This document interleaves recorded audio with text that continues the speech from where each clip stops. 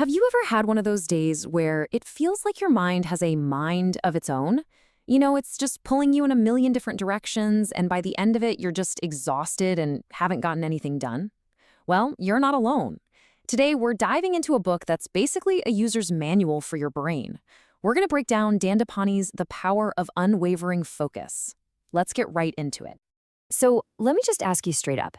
Is your mind controlling you, or are you the one in control of your mind? Because for most of us, if we're being honest, our awareness just bounces around all day like a pinball machine, reacting to every email, every notification, every random thought that pops into our heads. But what if there was a way to finally grab the controls? And get this, the book drops a pretty startling fact on us. Most of us aren't just kind of distracted sometimes. Oh no, we are masters of distraction. We actively practice being distracted for 10, 12, sometimes even 14 hours every single day. We've literally become experts at not paying attention. And that, my friends, leads to a massive problem. Dandapani doesn't just call this a bad habit or a character flaw. He goes way bigger than that. He frames it as a modern plague, one that's silently sweeping across the globe, just eating away at our ability to live a life with any real purpose or joy. And I mean, listen to how strong this language is. A silent mental plague, cancerous in every way. This really hits home. The point he's making is that distraction isn't just about losing a few minutes of productivity here and there.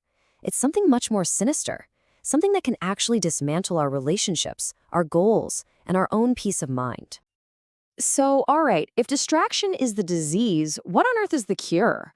Well, the book argues it all starts with understanding a fundamental, absolutely game-changing secret about how your mind actually works. And here it is. This is the big one. Lean in for this. The core idea of the entire book is that your awareness and your mind are not the same thing. They are two totally different things. Once you truly get that, really let it sink in, it changes everything about how you experience your own inner world. So to make this super simple, Dandapani gives us this brilliant analogy. Think of your awareness as a little glowing ball of light. It's mobile, it's dynamic, it can move around. Now your mind, that's the vast space where this ball of light travels. It's like the house or the city, and it contains everything, all the rooms, anger, happiness, creativity, focus. They're all just areas within the mind.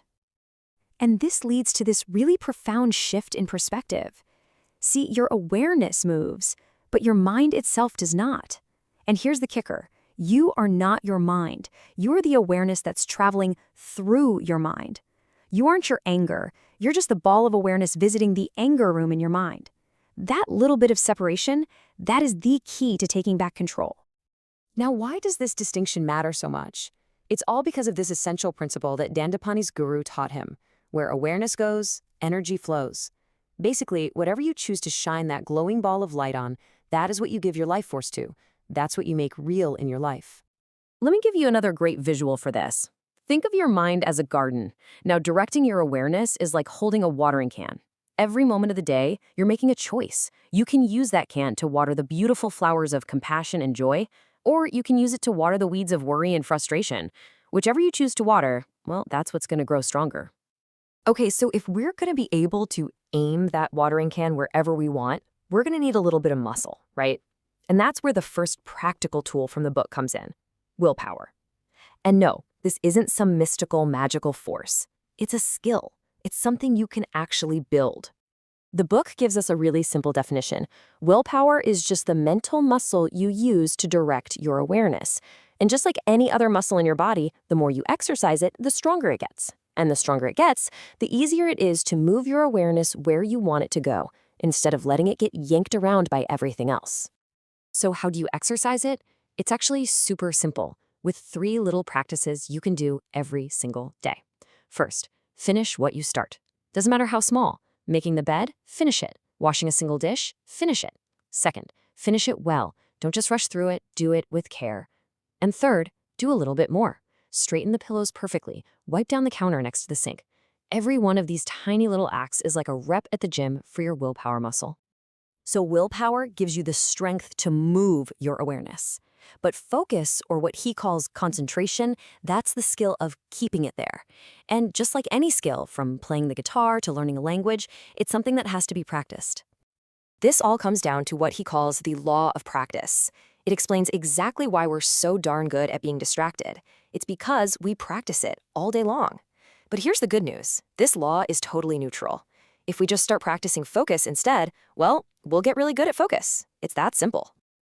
And this right here is where so many of us go wrong. A 10-minute meditation session in the morning is great, but it's like going to the gym for 10 minutes and then spending the next 10 hours eating junk food and sitting on the couch. It's just not going to work if the rest of your day is completely undermining all your efforts. So, what's the solution? Integration. This is the real genius of this approach. It doesn't ask you to add more stuff to your already busy schedule. Nope. Instead, it teaches you how to transform the things you already do into an opportunity to practice focus. Welcome to your new gyms for focus. Think about it. When you're talking to your partner, are you really listening? Or are you secretly thinking about work? When you're eating that meal, are you actually tasting your food? Or are you scrolling on your phone? Every single one of these non-negotiable daily events is a golden opportunity to train your awareness to be right here, right now. Okay, so what's the point of all this? Where does all this practice and willpower building actually lead? It leads to the ultimate payoff, the power of presence, the ability to actually live our lives while they're happening, instead of being lost in thought. And this, right here, is the real prize. These practices aren't just about being more productive or checking more things off your to-do list. They are the tools you can use to systematically dismantle the most common forms of mental suffering that we all deal with: worry, fear, and anxiety. You know, the book defines worry not as some mysterious, vague feeling, but as a clear mechanical process. It's just a sequence of events. Step 1, your awareness leaves the present moment. Step 2, it travels into the future and creates some negative situation. And step 3, it zips back to the present so you can feel awful about something that hasn't even happened. But once you see worry as just a process, the cure becomes incredibly simple. The next time you feel it creeping in, you know exactly what to do. You use your willpower, that muscle you've been building, to literally yank your awareness back to the present. And then you use your concentration skills to hold it there, firmly, on what's happening right now. To really drive this point home, the book shares this ancient and pretty powerful quote. It serves as this heavy reminder that every single day that passes is a day we can never get back. Our time, and maybe more importantly, our attention, is finite. It is, without a doubt, the most precious resource we have.